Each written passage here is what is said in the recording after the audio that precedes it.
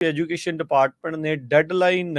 ਉਹਨਾਂ ਡੀਫਾਲਟ ਕੀਤੇ ਹੋਏ ਜਿਹੜੇ ਸਟੂਡੈਂਟ ਲੋਨ ਬੋਰਵਰਸ ਦੇ ਲਈ ਜਿਨ੍ਹਾਂ ਦੇ ਉੱਤੇ ਸਟੂਡੈਂਟ ਲੋਨਸ ਆ ਉਹਨਾਂ ਦੀ ਐਕਸਟੈਂਡ ਜਿਹੜੀ ਉਹ ਕੀਤੀ ਆ ਤਾਂ ਜੋ ਉਹ ਕਰੰਟ ਹੋ ਸਕਣ। ਫਰੈਸ਼ ਸਟਾਰਟ ਪ੍ਰੋਗਰਾਮ ਦੇ ਤਹਿਤ ਐਜੂਕੇਸ਼ਨ ਡਿਪਾਰਟਮੈਂਟ ਨੇ ਇਹ ਜਿਹੜੀ ਡੈਡਲਾਈਨ ਆ ਉਸ ਨੂੰ ਅੱਗੇ ਨੂੰ ਜਿਹੜਾ ਉਹ ਵਧਾਇਆ ਆ। ਸੋ ਜੇ ਤੁਹਾਡੇ ਉੱਤੇ ਵੀ ਸਟੂਡੈਂਟ ਲੋਨਸ ਹੈਗੇ ਨੇ ਤੁਸੀਂ ਇੱਕ ਵਾਰੀ ਕਨਫਰਮ ਕਰ ਲਓ, ਮੇਕ ਸ਼ੋਰ ਕਰ ਲਓ।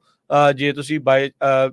ਕੋਵਿਡ ਦੇ ਦੌਰਾਨ ਇਹਨਾਂ ਨੇ ਕਿਹਾ ਸੀਗਾ ਵੀ ਤੁਹਾਨੂੰ ਦੇਣ ਦੀ ਲੋੜ ਨਹੀਂ ਅਜੇ, ਫਿਰ ਬਾਅਦ ਦੇ ਵਿੱਚ ਚਾਲੂ ਕੀਤਾ, ਫਿਰ ਇਹਨਾਂ ਨੇ ਮਾਫ ਕੀਤੇ, ਫਿਰ ਅਦਾਲਤ ਦੇ ਵਿੱਚ ਕੇਸ ਗਏ, ਉੱਥੇ ਨਾ ਵੀ ਹੋਈ, ਬੜਾ ਕੁਝ ਜਿਹੜਾ ਉਹ ਚੱਲਦਾ ਆ ਰਿਹਾ ਲਗਾਤਾਰ ਐਜੂਕੇਸ਼ਨ ਡਿਪਾਰਟਮੈਂਟ ਦੇ ਨਾਲ। ਮੇਕ ਸ਼ੋਰ ਕਰੋ ਵੀ ਜੇ ਤੁਸੀਂ ਫਰੈਸ਼ ਸਟਾਰਟ ਪ੍ਰੋਗਰਾਮ ਦੇ ਤਹਿਤ ਉਸ ਦੇ ਨਾਲ ਜੁੜੇ ਹੋਏ ਆ ਤਾਂ ਤੁਹਾਨੂੰ ਜਿਹੜੇ ਡੀਫਾਲਟ ਕੀਤੇ ਹੋਏ ਜਿਹੜੇ ਸਟੂਡੈਂਟ ਲੋਨ ਬੋਰਵਰਸ ਆ ਉਹਨਾਂ ਨੂੰ ਬੁੱਧਵਾਰ ਤੱਕ ਦੀ ਸਵੇਰ ਦਾ ਜਿਹੜਾ ਉਹ ਵਕਤ ਮਿਲਿਆ ਆ ਵੀ ਉਹ ਕਰੰਟ ਇਸ ਦੇ ਵਿੱਚ ਹੋ ਜਾਣ ਤਾਂ ਜੋ ਉਹਨਾਂ ਦੀ ਜਿਹੜੀ ਕ੍ਰੈਡਿਟ ਰੇਟਿੰਗਸ ਆ ਉਸ ਦੇ ਉੱਤੇ ਜਿਹੜਾ ਉਹ ਅਸਰ ਨਹੀਂ ਪਊਗਾ, ਡੈਲੀਕੁਐਂਸੀਜ਼ ਦੇ ਉੱਤੇ ਜਿਹੜਾ ਉਹ ਅਸਰ ਨਹੀਂ ਪਊਗਾ। ਸੋ ਮੇਕ ਸ਼ੋਰ ਕਰ ਲਓ ਤੁਹਾਨੂੰ ਬੁੱਧਵਾਰ ਤੱਕ ਦੀ ਸਵੇਰ ਦਾ ਵਕਤ ਦਿੱਤਾ ਹੈ ਐਜੂਕੇਸ਼ਨ ਡਿਪਾਰਟਮੈਂਟ ਨੇ ਸਟੂਡੈਂਟ ਲੋਨ ਬੋਰਵਰਸ ਨੂੰ ਜਿਹੜੇ ਫਰੈਸ਼ ਸਟਾਰਟ ਪ੍ਰੋਗਰਾਮ ਦੇ ਤਹਿਤ ਪਹਿਲਾਂ ਜਿਹੜੇ ਡਿਫਾਲਟ ਕਰ ਗਏ ਸੀ ਵੀ ਭਾਈ ਉਹ ਆਪਣੇ ਆਪ ਨੂੰ ਕਰੰਟ ਕਰ ਲੈਣ। ਐਜੂਕੇਸ਼ਨ ਡਿਪਾਰਟਮੈਂਟ ਨੇ ਡੈਡਲਾਈਨ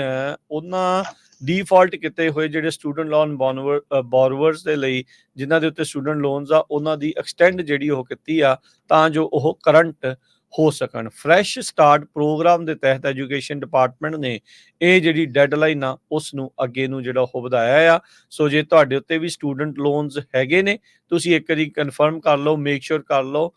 ਜੇ ਤੁਸੀਂ ਕੋਵਿਡ ਦੇ ਦੌਰਾਨ ਇਹਨਾਂ ਨੇ ਕਿਹਾ ਸੀਗਾ ਵੀ ਤੁਹਾਨੂੰ ਦੇਣ ਦੀ ਲੋੜ ਨਹੀਂ ਅਜੇ, ਫਿਰ ਬਾਅਦ ਦੇ ਵਿੱਚ ਚਾਲੂ ਕੀਤਾ, ਫਿਰ ਇਹਨਾਂ ਨੇ ਮਾਫ ਕੀਤੇ, ਫਿਰ ਅਦਾਲਤ ਦੇ ਵਿੱਚ ਕੇਸ ਗਏ, ਉੱਥੇ ਨਾ ਵੀ ਹੋਈ, ਬੜਾ ਕੁਝ ਜਿਹੜਾ ਉਹ ਚੱਲਦਾ ਆ ਰਿਹਾ ਲਗਾਤਾਰ ਐਜੂਕੇਸ਼ਨ ਡਿਪਾਰਟਮੈਂਟ ਦੇ ਨਾਲ। ਮੇਕ ਸ਼ੋਰ ਕਰੋ ਵੀ ਜੇ ਤੁਸੀਂ ਫਰੈਸ਼ ਸਟਾਰਟ ਪ੍ਰੋਗਰਾਮ ਦੇ ਤਹਿਤ ਉਸ ਦੇ ਨਾਲ ਜੁੜੇ ਹੋਏ ਆ ਤਾਂ ਤੁਹਾਨੂੰ ਜਿਹੜੇ ਡੀਫਾਲਟ ਕੀਤੇ ਹੋਏ ਜਿਹੜੇ ਸਟੂਡੈਂਟ ਲੋਨ ਬੋਰਵਰਸ ਆ ਉਹਨਾਂ ਨੂੰ ਬੁੱਧਵਾਰ ਤੱਕ ਦੀ ਸਵੇਰ ਦਾ ਜਿਹੜਾ ਉਹ ਵਕਤ ਮਿਲਿਆ ਆ ਵੀ ਉਹ ਕਰੰਟ ਇਸ ਦੇ ਵਿੱਚ ਹੋ ਜਾਣ ਤਾਂ ਜੋ ਉਹਨਾਂ ਦੀ ਜਿਹੜੀ ਕ੍ਰੈਡਿਟ ਰੇਟਿੰਗਸ ਆ ਉਸ ਦੇ ਉੱਤੇ ਜਿਹੜਾ ਉਹ ਅਸਰ ਨਹੀਂ ਪਊਗਾ, ਡੈਲੀਕੁਐਂਸੀਜ਼ ਦੇ ਉੱਤੇ ਜਿਹੜਾ ਉਹ ਅਸਰ ਨਹੀਂ ਪਊਗਾ। ਸੋ ਮੇਕ ਸ਼ੋਰ ਕਰ ਲਓ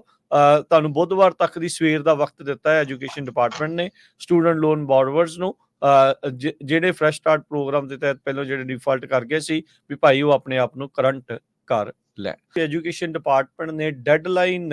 ਉਹਨਾਂ ਡੀਫਾਲਟ ਕੀਤੇ ਹੋਏ ਜਿਹੜੇ ਸਟੂਡੈਂਟ ਲੋਨ ਬੋਰਵਰਸ ਦੇ ਲਈ ਜਿਨ੍ਹਾਂ ਦੇ ਉੱਤੇ ਸਟੂਡੈਂਟ ਲੋਨਸ ਆ ਉਹਨਾਂ ਦੀ ਐਕਸਟੈਂਡ ਜਿਹੜੀ ਉਹ ਕੀਤੀ ਆ ਤਾਂ ਜੋ ਉਹ ਕਰੰਟ ਹੋ ਸਕਣ। ਫਰੈਸ਼ ਸਟਾਰਟ ਪ੍ਰੋਗਰਾਮ ਦੇ ਤਹਿਤ ਐਜੂਕੇਸ਼ਨ ਡਿਪਾਰਟਮੈਂਟ ਨੇ ਇਹ ਜਿਹੜੀ ਡੈਡਲਾਈਨ ਆ ਉਸ ਨੂੰ ਅੱਗੇ ਨੂੰ ਜਿਹੜਾ ਉਹ ਵਧਾਇਆ ਆ। ਸੋ ਜੇ ਤੁਹਾਡੇ ਉੱਤੇ ਵੀ ਸਟੂਡੈਂਟ ਲੋਨਸ ਹੈਗੇ ਨੇ ਤੁਸੀਂ ਇੱਕ ਵਾਰੀ ਕਨਫਰਮ ਕਰ ਲਓ, ਮੇਕ ਸ਼ੋਰ ਕਰ ਲਓ। ਜੇ ਤੁਸੀਂ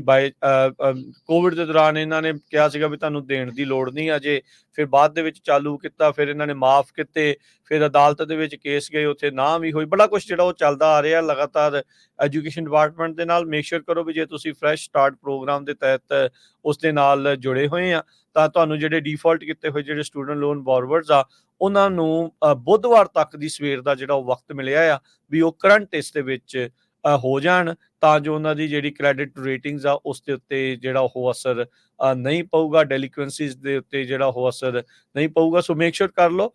ਤੁਹਾਨੂੰ ਬੁੱਧਵਾਰ ਤੱਕ ਦੀ ਸਵੇਰ ਦਾ ਵਕਤ ਦਿੱਤਾ ਹੈ ਐਜੂਕੇਸ਼ਨ ਡਿਪਾਰਟਮੈਂਟ ਨੇ ਸਟੂਡੈਂਟ ਲੋਨ ਬੋਰਵਰਸ ਨੂੰ ਜਿਹੜੇ ਫਰੈਸ਼ ਸਟਾਰਟ ਪ੍ਰੋਗਰਾਮ ਦੇ ਤਹਿਤ ਪਹਿਲਾਂ ਜਿਹੜੇ ਡਿਫਾਲਟ ਕਰ ਗਏ ਸੀ ਵੀ ਭਾਈ ਉਹ ਆਪਣੇ ਆਪ ਨੂੰ ਕਰੰਟ ਕਰ ਲੈਣ।